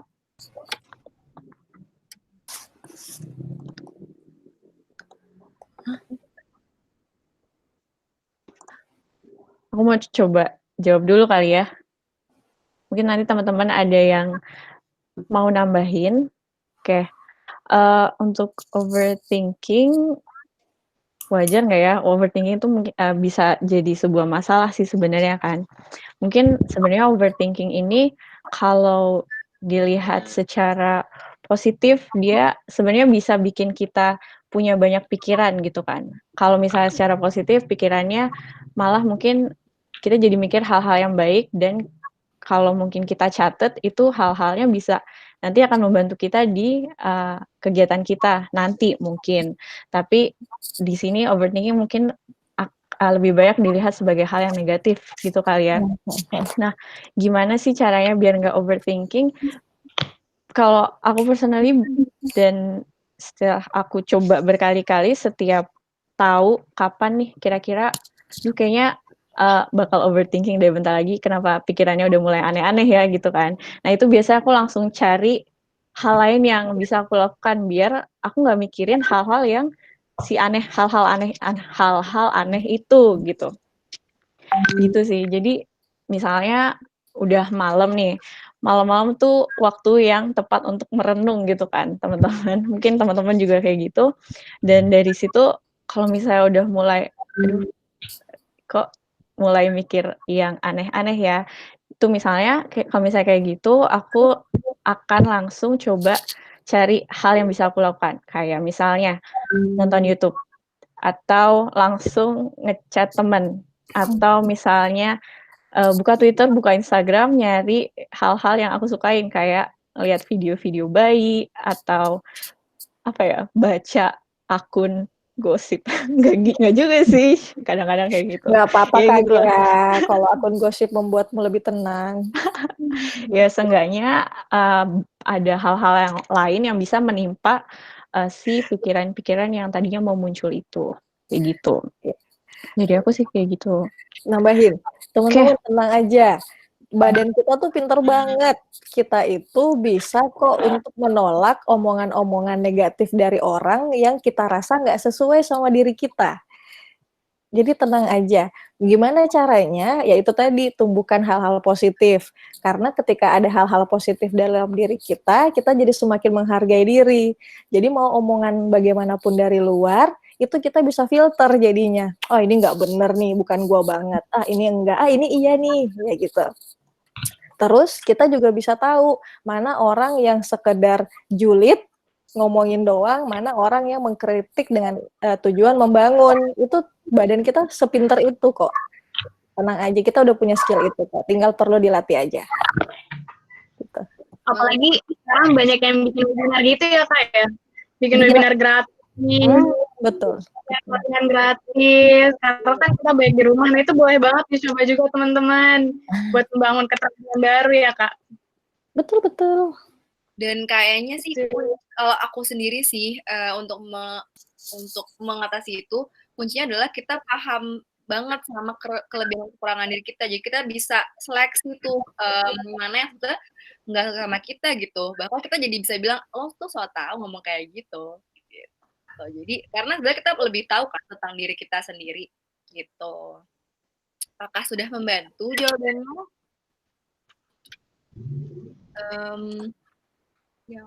Ini tuh tadi dari Marcella sama dari Raudatul ya.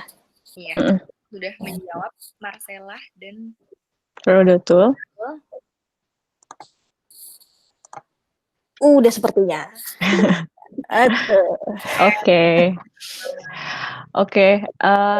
Selanjutnya ada, ini ada pertanyaan lagi dari Krisye, tapi kita tahan dulu ya, karena ada beberapa pertanyaan yang masuk di Instagram tadi. Yang pertama ini nih, gimana caranya menjaga diri dari sifat destruktif? Karena katanya dia udah mulai lagi nih sifat destruktifnya. Gimana Kak? Nah, ini destruktif di sini mungkin self harm juga bisa kali ya Kak maksudnya. Nah, teman-teman emang ini bisa aja sih terjadi karena kan kalau misalnya kita sakit gitu ya atau sakit hati gitu ya, mungkin emang membuat fisik kita sakit itu bisa jadi mengalihkan kita dari sumber masalah yang sebenarnya gitu. Nah, tapi perlu disadari nih teman-teman kalau misalnya hal ini itu sebenarnya walaupun mengalihkan pada saat itu, tapi malah bisa menimbulkan dampak negatif yang lebih panjang gitu. Jadi malah bisa berdampak buruk buat kesehatan mental kita.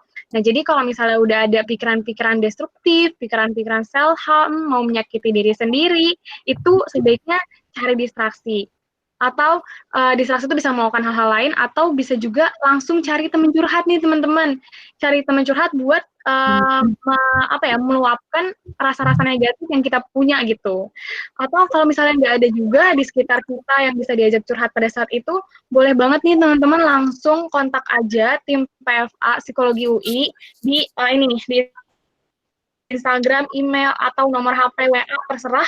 Pokoknya langsung kontak kami aja, karena kami pasti akan siap bantu teman-teman buat keluar dari sifat-sifat kelakuan-kelakuan yang destruktif itu gitu. Jadi soalnya ini tuh nggak bisa dibiarin gitu ya, karena bisa menimbulkan kesehatan mental tuh yang malah lebih parah. Gitu. Kakak mungkin ada tambahan? Cukup ya. Cukup. Oke. Berarti tadi kurang lebih untuk menjaga diri dari sifat destruktif tuh ya balik lagi ya ke yang ya sebisa mungkin kita mencari distraksi biar nggak muncul lagi tuh pikiran-pikiran untuk menyakiti diri kita sendiri gitu kan. Oke, lanjut lagi, ada pertanyaan lagi dari Instagram nih. Bacain ya. Katanya gini, aku ngerasa sepi banget nih, padahal udah video call, udah call juga, udah ngobrol sama orang juga. Terus harus gimana nih Kak biar nggak ngerasa sepi? Tuh. Oke.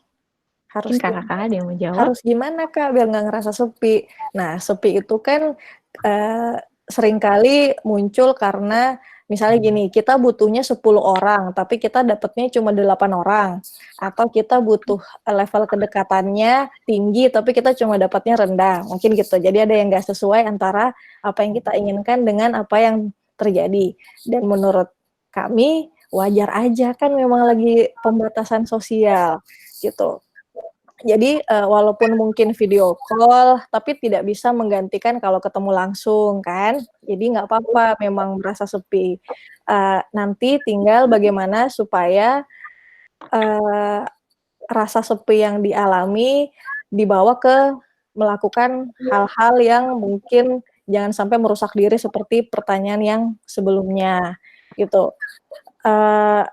Kalau memang ternyata mungkin kemarin nyobanya video call baru 2 orang atau 3 orang, mungkin lebih ramai mungkin, ya sekelas mungkin, gitu video call-nya. Kan kalau Seangkatan Kak.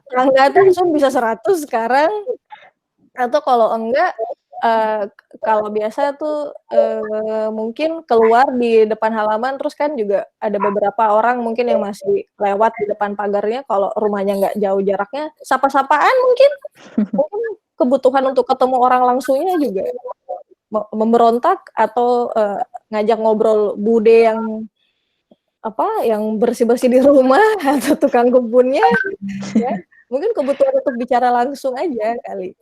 Gitu. Tapi ya wajar aja, karena mungkin orang ini butuh interaksi yang lebih banyak gitu. Nanti mudah-mudahan PSBB udah berakhir, bisa balik lagi gitu. Amin. Kayak gitu. Oke, terima kasih Kak Tenri. Semoga menjawab ya di Instagram. Oke, selanjutnya ada satu pertanyaan lagi nih dari Instagram yang mau kita bahas. Setelah itu nanti kita lanjut lagi yang di kolom chat. Gini katanya. Kak, sebentar. Oke. Kak, kan karena corona beberapa nilai jadi turun gitu. Dan kata temanku juga akhir-akhir ini aku jadi rendah diri. Tolong tips dong buat ngehindarin rasa rendah diri. Tuh. Gimana? Mirip-mirip insecure tadi ya? Iya, mirip-mirip sama insecure. Coba Katia boleh? Jawab. Kan rendah diri berarti sama-sama miripnya nih sama insecure.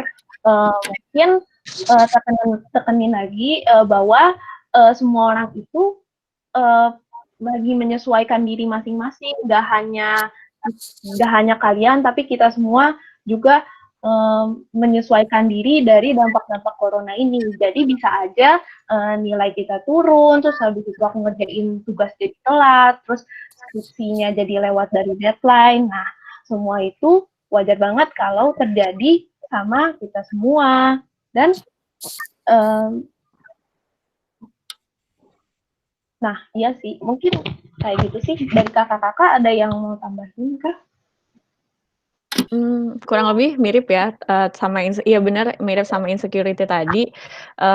Untuk nilai yang turun atau hal-hal yang berubah ini aku bisa relate sedikit karena ceritanya, teman-teman yang lagi skripsi dan aku juga, deadline kita jadi mundur nih gara-gara jadi kita nggak bisa lulus lebih cepat gitu kan. Dan ini memang wajar banget terjadi, karena kita juga lagi menyesuaikan diri kan sama, situasi yang baru terjadi dalam 1-2 bulan ini, gitu. Nah, dari situ, ya bisa banget kita untuk nggak mikir yang aneh-aneh, nggak merendahkan diri kita sendiri, kita bisa mencari hal lain yang sebenarnya kita lebih senang kita lakukan, yang bisa meningkatkan semangat kita, yang bisa meningkatkan apa ya, kita tuh rasanya tuh ada kita berharga gitu loh. Contohnya misalnya teman-teman yang punya hobi nari dan sekarang kan lagi banyak TikTok atau lagi banyak, challenge gitu, teman-teman bisa banget coba itu aja, terus mungkin di-upload dan nanti teman-teman bisa lihat, reaksi-reaksi teman-teman kalian yang mungkin bisa jadi, apa ya, bisa merasa kita tuh kita berharga gitu loh. Mungkin nggak dalam akademik ya, tapi kan ada hal lain yang seenggaknya bisa naikin, mood kita dulu, lalu kita nyentuh akademik itu lagi deh dengan, emosi yang lebih baik dari sebelumnya, gitu. Oke. Sekarang kita akan bahas lagi, pertanyaan yang ada di kolom chat ya. Dari Krisya lagi. Kayak gini, Kak, gimana caranya ngedeketin yang asik biar bisa jadi teman yang asik? Anak ini insecure-nya tinggi banget. Tiap Zoom dia nggak mau pasang foto. Terus kasar banget omongannya. Sama seneng banget dengan senjata-senjata gitu. Games yang ada darah-darah jadi hal yang biasa. Padahal dia anak cewek. Kecenderungannya narik diri dari pergaulan dan apatis sama lingkungan sekitarnya. Tuh, gimana nih Kak? Ada yang mau jawab? Ini Krisya observer yang baik sepertinya ya. Dia bisa tahu Hafal temennya ya, ini, temennya itu, temennya. temennya begini ya. Care banget kayaknya sama temennya ya. Gitu. Gimana cara ngedeketinnya? Kamu siap bertanggung jawab untuk temanmu itu? Nah, itu mungkin perlu ditanyain dulu kali ya, karena kalau kita udah ya kalau mau jadi temennya sama kali ya. Gimana caranya kalau mau berteman sama orang baru, Ge? Kasih perhatian gitu ya? Kasih perhatian ya? Iya sih, sampai kita bisa mendapat kepercayaan dari orang itu. Tuh berarti. Jadi gimana caranya dapetin kepercayaan? Cuma yang penting diingat itu aja sih. Kalau kamu sudah berusaha jadi teman yang baik, namun dia tidak berhasil menjadi teman yang baik buat kamu, ya sudahlah gitu. Kita kan itu adalah hal yang nggak bisa dikontrol kan? Iya betul, balik lagi ya. Jadi kita perlu buang segala jenis toksik dalam diri kita gitu ya. Gitu. Tapi niatnya untuk membantu itu buat saya apresiasi sih. Iya, apalagi sampai di observasi gitu loh, dia tahu detail ya. detailnya tuh temannya tuh kayak gimana gitu. Dan mungkin observasi yang detail itu sebenarnya juga bisa membantu kita untuk cari cara nih, kalau temannya kayak gini, pendekatannya kayak gimana ya? Karena kalau yang misalnya malu-malu, mungkin perlu kita kasih stimulus apa sih kayak lo lagi ngapain? Pemicu. Dikasih pertanyaan-pertanyaan gitu kan. Kalau teman yang lebih bahasanya ekstrovert, lebih suka ngomong, yang suka bergaul, kita ngomong dikit aja dia udah ngomong banyak. Tapi nanti kalau chatnya nggak dibalas jangan sedih ya. Kita. Oke. Apakah sudah cukup menjawab untuk Krisya?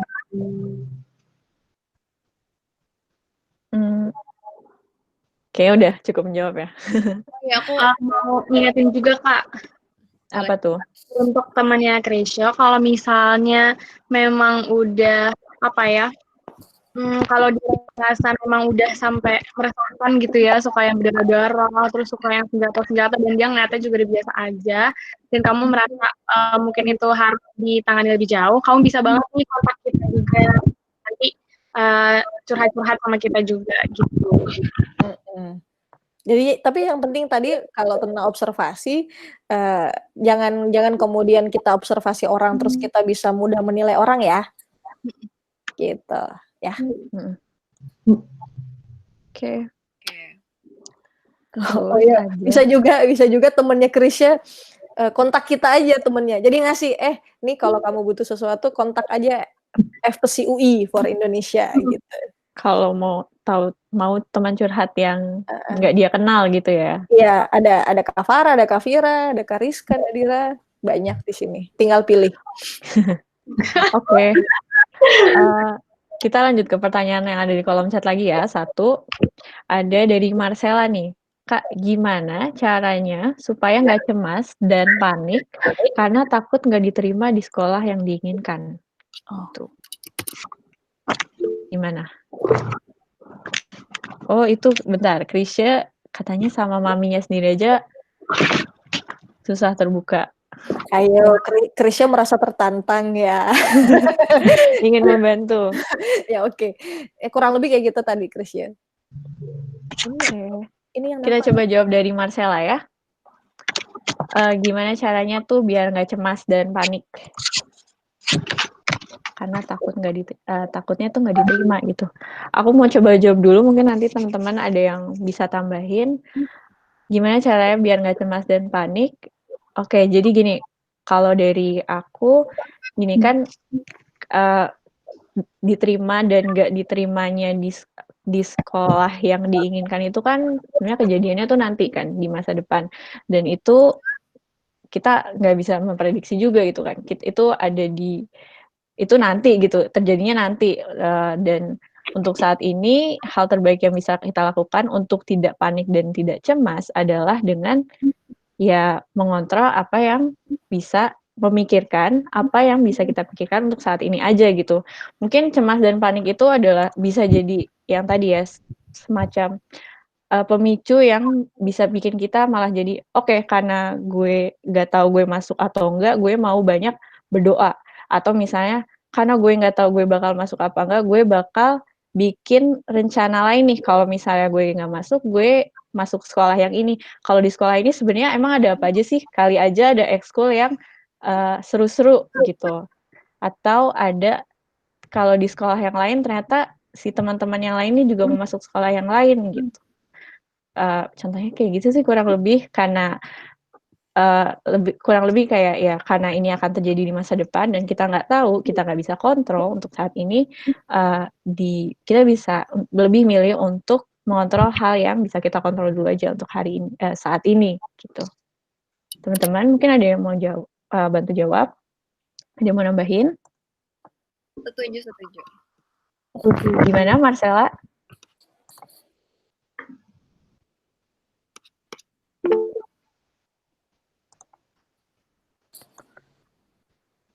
Oke, sekarang kita mau ada pertanyaan lagi dari Nafa, tapi kita mau coba jawabnya dari Instagram dulu ya.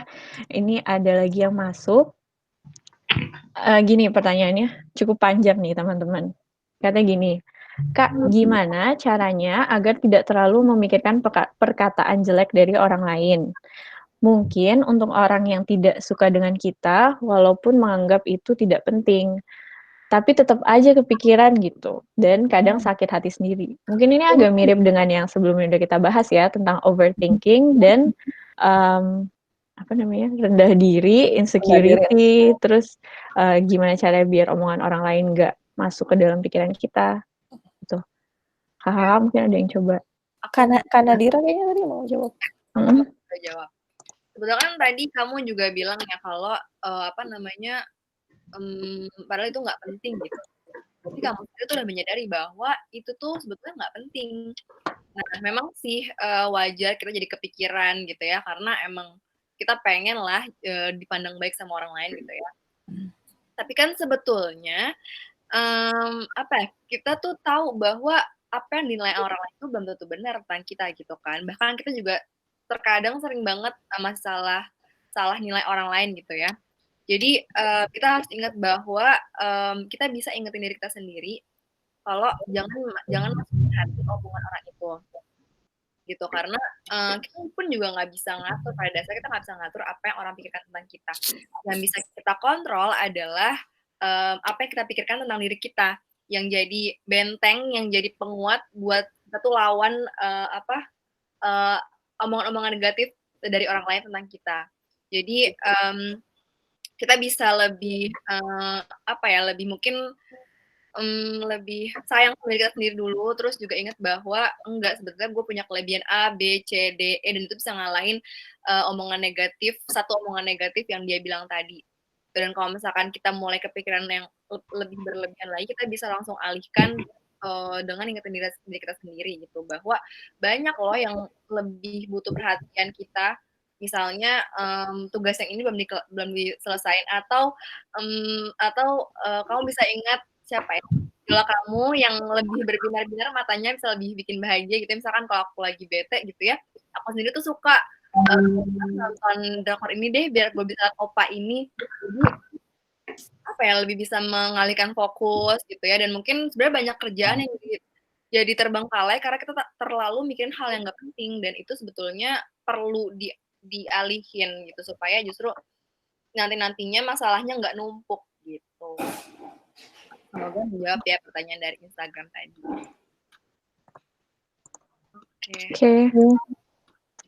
Oke, kita mau coba jawab dari Nafa di kolom chat. Oke. Hai Kak, kenalin aku Nafa. Halo Nafa. Aku mau nanya, gimana sih caranya biar gampang berinteraksi sama orang banyak? Soalnya aku orangnya lumayan susah buat berinteraksi sama orang banyak. Meskipun nggak parah banget kayak dulu. Bahkan untuk hal kecil aja kayak kenalan duluan sama orang baru, aku masih takut atau malu gitu. Ada tips nggak Kak? Terima kasih sebelumnya. Oke, aku mau coba jawab pertanyaannya Nafa ya. Mungkin untuk kenalan sama orang baru, kamu harus terbuka dulu nih sama orang baru. Mungkin kamu bisa ajak ngobrol dia duluan, atau kamu ajak basa-basi sama dia gitu loh. Dan pokoknya kamu sebenarnya harus bisa inisiatif dan harus bisa terbuka dulu sama orang lain supaya kamu bisa kenal lebih jauh sama orang. Terus kamu juga bisa nih kalau misalkan pengen ketemu teman baru, kamu ikut komunitas-komunitas baru atau kayak kegiatan-kegiatan baru. Nah, biasanya kalau kamu ikut kegiatan baru, itu kan kamu ketemu sama orang-orang lain yang minatnya sama kayak kamu. Nah, dari situ kamu bisa ngobrol lebih banyak nih tentang minat kamu sama orang-orang itu. Dan akhirnya bisa loh punya teman dari kegiatan-kegiatan itu. Kayak gitu. Terus ada lagi, kalau dari aku mungkin tipsnya lebih banyakin senyum. Soalnya kalau orang lain ngeliat kita suka senyum, ramah, terus ngomongnya baik gitu, itu tuh lebih approachable daripada kamu yang jutek atau yang tertutup. Jadi tuh orang gak segan untuk nyamperin kita dan pengen kenalan sama kita. Kayak gitu. Teman-teman, kakak-kakak ada yang mau nambahin nggak? Jadi kayak pertanyaan Nafa nih mirip nih sama yang di Instagram. Dia nanya tentang, katanya dia punya trust issue dan dia baru lulus SMP dan dia butuh tips nih gimana caranya biar bisa percaya sama orang-orang baru, biar bisa punya teman, biar bisa punya kenalan baru di sekolah yang baru gitu ya. Kurang lebih mirip ya sama pertanyaannya Nafa. Jadi kita harus bisa, kita mungkin perlu belajar untuk membuka diri pelan-pelan ke orang lain, dan dari proses ini, dan perlu diingat nih, proses ini tuh nggak cepet gitu. Dari ketika kita udah bisa membuka diri, kita jadi bisa lihat respon orang itu kayak gimana. Apakah dia orang yang kira-kira bakal cocok sama kita atau ternyata enggak. Nah, dari situ, dan kita juga perlu ketika kita mau membuka diri tuh sebisa mungkin kita nggak punya penilaian atau apa ya bahasanya tuh judgement gitu ke orang-orang ini. Jadi kayak ya udah aku mau kenalan sama dia karena aku emang nggak kenal dia. Aku nggak bisa nilai dia dengan cara cuman ngeliatin dia dari atas sampai bawah gitu doang. Gitu. Jadi ya udah mungkin dia sebenarnya orangnya enak, asik gitu. Dan perlu diingat dia juga sama-sama makan nasi, dia kayaknya nggak akan gigit orang dan dia masih satu angkatan sama kita mungkin. Jadi kayak oke, dia masih manusia kok. Gitu. Oke, untuk kakak ada yang mau nambahin? Udah sepakat, mantap. Oke. Terus kita akan coba jawab dari IG lagi nih. Sama-sama Nafa, semoga bisa menjawab ya. Ada pertanyaan gini, dari Instagram, Kak, kalau ngerasa kehilangan secara tiba-tiba, meskipun tanpa tahu apa yang hilang, itu normal nggak?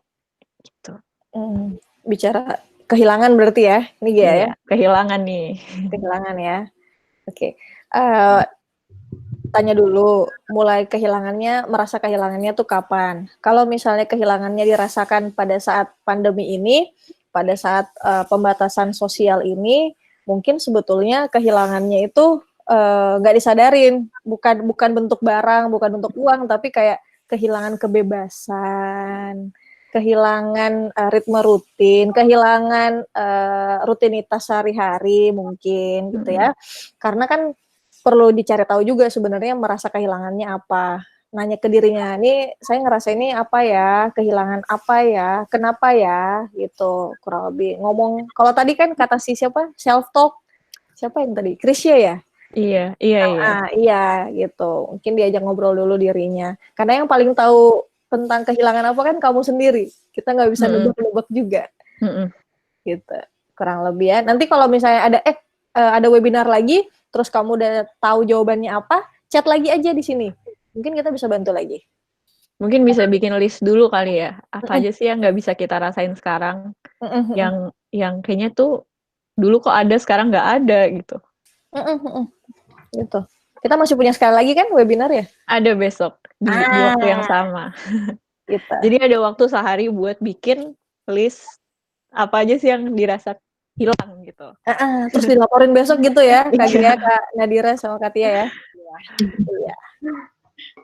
Oke, semoga menjawab yang ada di Instagram, yang nanya di Instagram.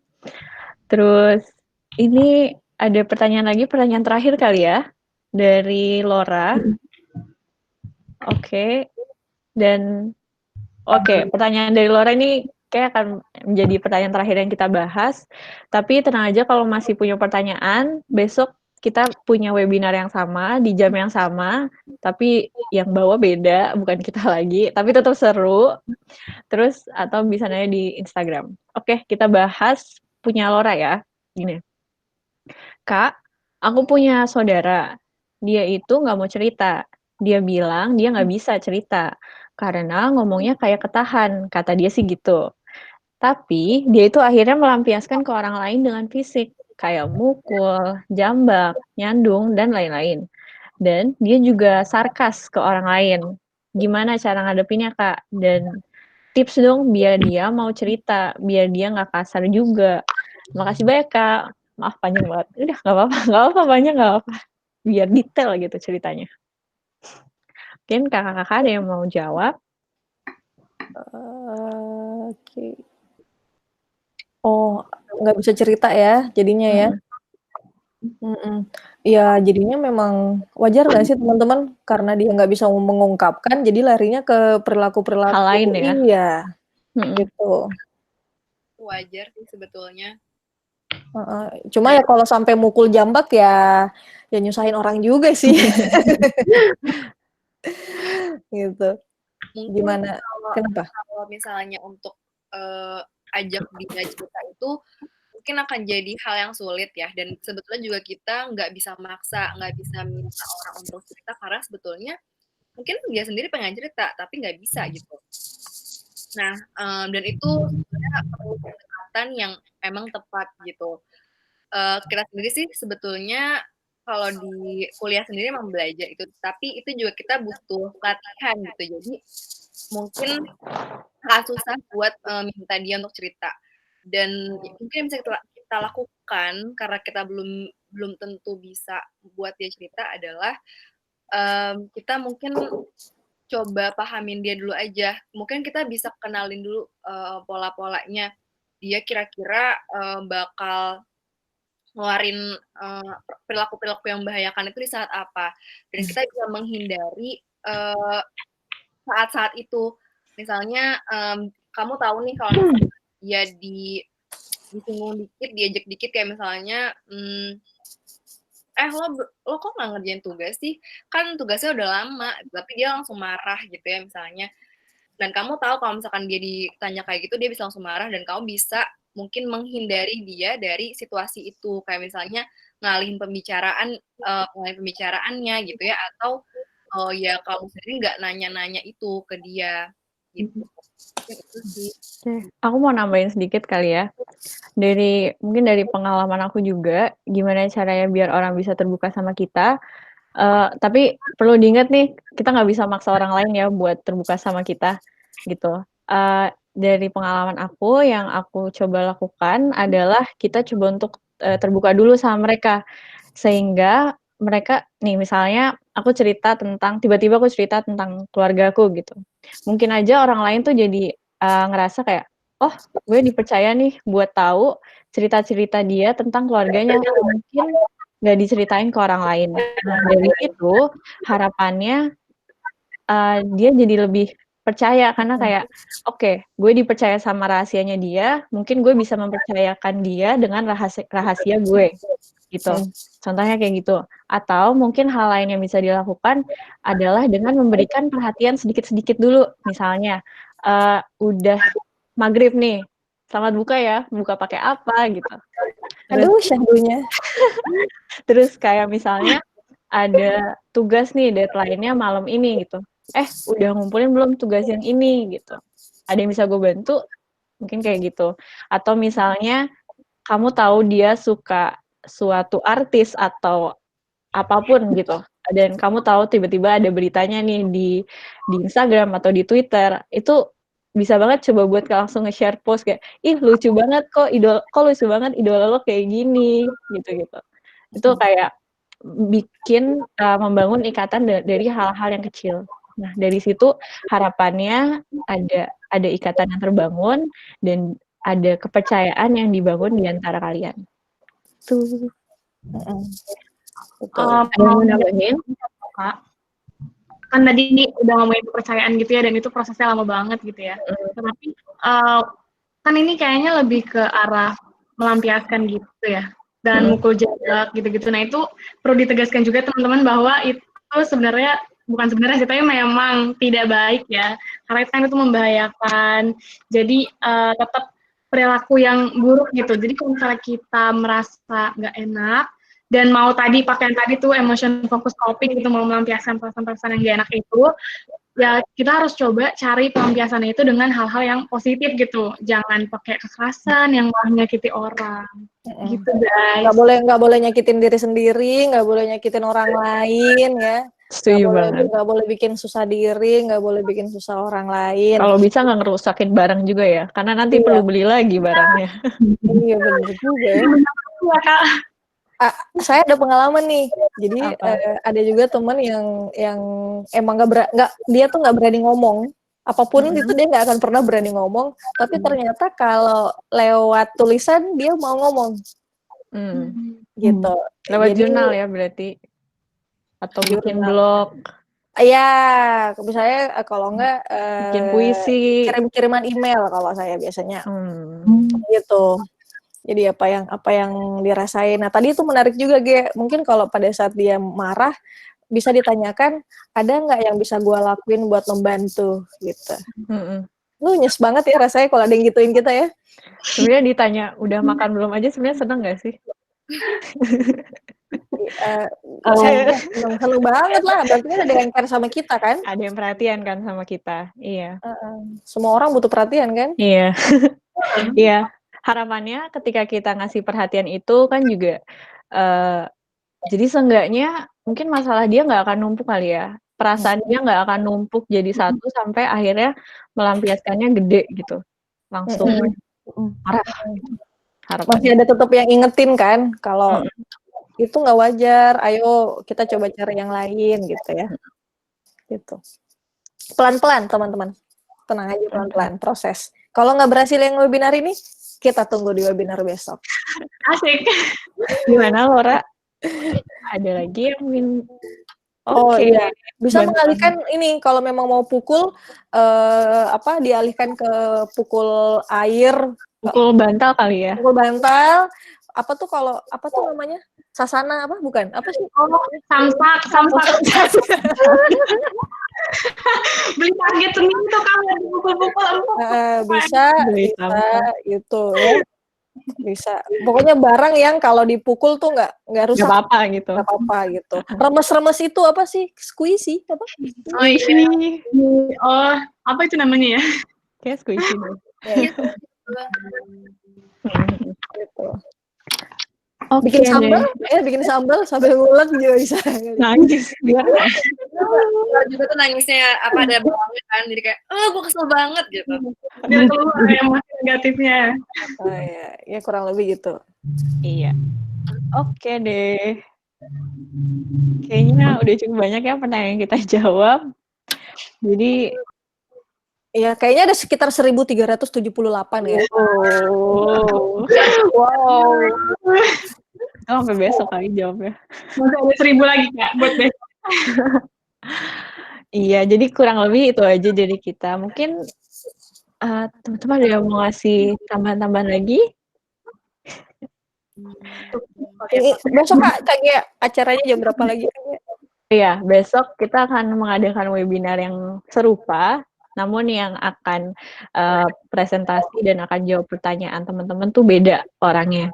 Gitu. Jadi mungkin kalau teman-teman masih pengen nanya nih hal yang mirip-mirip kayak tadi, ya nggak apa-apa. Kita kan akan melihat dari perspektif yang lain kan, dari orang-orang lain yang mungkin yang tadi kita omongin nggak ampuh dan caranya orang lain lebih ampuh.